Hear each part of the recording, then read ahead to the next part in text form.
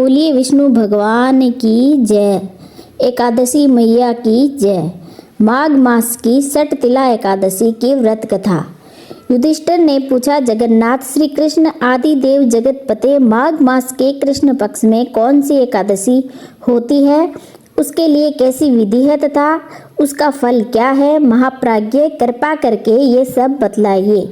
श्री भगवान बोले, नृपश्रेष्ठ सुनो, माघ मास के कृष्ण पक्ष में जो एकादशी है वह सटतिला के नाम से विख्यात है, जो सब पापों को हरने वाली है।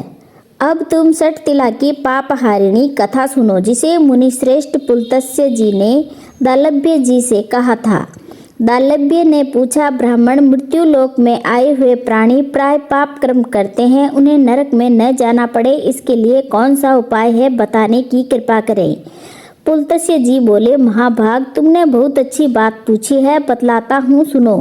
माघ मास आने पर मनुष्य को चाहिए कि वह नहा धोकर पवित्र हो, इंद्रियों को संयम में रखते हुए काम, क्रोध, अहंकार, लोभ और चुगली आदि बुराइयों को त्याग दे। देवाधिदेव भगवान स्मरण करके जल से पैर धोकर भूमि पर पड़े हुए गोबर का संग्रह करे, उसमें तिल और कपास छोड़कर 108 पिंडिकाएं बनाए। फिर माघ में जब आद्रा या मूल नक्षत्र आए तब कृष्ण पक्ष की एकादशी करने के लिए नियम ग्रहण करे। भली भांति स्नान करके पवित्र हो शुद्ध भाव से देवाधिदेव श्री विष्णु की पूजा करें। कोई भूल हो जाने पर श्री कृष्ण का नामोच्चारण करे।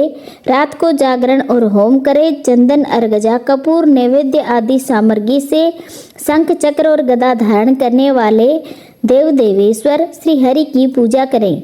तत्पश्चात भगवान का स्मरण करके बारंबार श्री कृष्ण का नाम उच्चारण करते हुए कुम्हड़े, नारियल अथवा बिजोरे के फल से भगवान को विधि पूर्वक पूज कर अर्घ दें।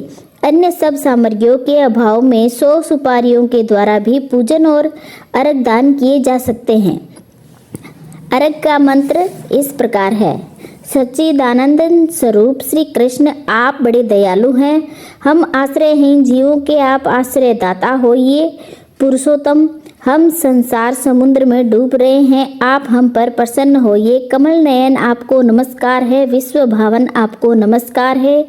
सुब्राह्मण्य महापुरुष, आपके पूर्वज, आपको नमस्कार है। जगतपते, आप लक्ष्मी के साथ मेरा दिया हुआ अर्घ स्वीकार करें।